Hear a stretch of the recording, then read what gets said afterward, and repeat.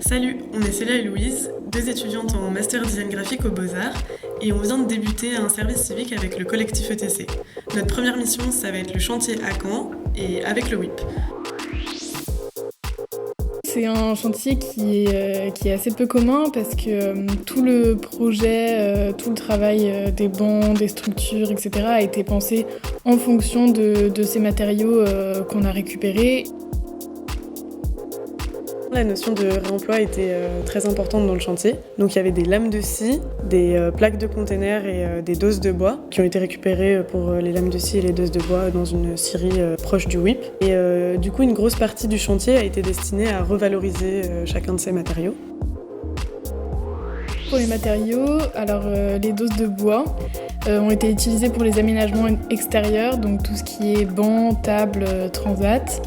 Pour ça, on les a recoupés, rabotés, poncés, on les a retravaillés et on a fait aussi des entailles pour que les dos soient posés sur des structures métalliques qui ont été faites sur place aussi, donc qu'on a soudées, etc. Les tôles de containers ont été utilisées pour les bacs, pour les plantes. Donc pareil, ces tôles, elles ont été recoupées toutes à la même dimension et soudées sur des structures métalliques. Et ensuite, les lames de scie, elles ont été placées derrière les bancs pour y délimiter des espaces verts.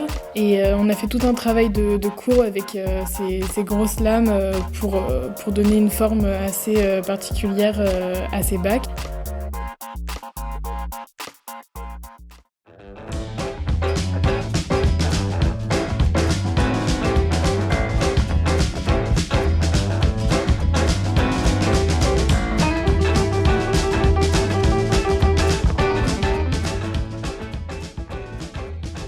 La spécificité des matériaux apporte aussi une toute autre esthétique au rendu final. C'est très différent que si on avait pris des matériaux neufs ou standards.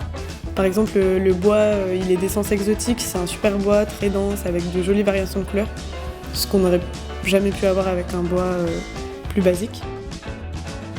Les tôles de containers, elles étaient utilisées sur la cité de chantier qui est juste derrière. Donc ça fait un peu un rappel aussi entre ces deux lieux. Et forcément, écologiquement, ce chantier, il est bien moins polluant que si on avait pris des matériaux neufs, ce qui est un point quand même non négligeable. Le chantier, il a duré 15 jours. Tous les matins, on faisait un point pour se répartir les tâches et ça nous a permis, durant le temps du chantier, de découvrir toutes les différentes phases du chantier, autant du point de vue du métal, du bois. Donc on a pu tourner sur les postes et apprendre en fait toutes les techniques employées. Après, au niveau de la transmission et de tout ce qu'on a appris, c'était très intéressant parce qu'il y avait à la fois des personnes sur le chantier qui étaient plus professionnelles, les constructeurs, des paysagistes, avec de l'expérience, avec qui on a pu échanger tout au long du chantier pour apprendre toutes les techniques qui ont été utilisées. Pour faire le bilan, avec Louise, on a appris plein de choses. Mais au-delà de ça, en fait, c'était un peu une première pour tout le monde de travailler ces matériaux.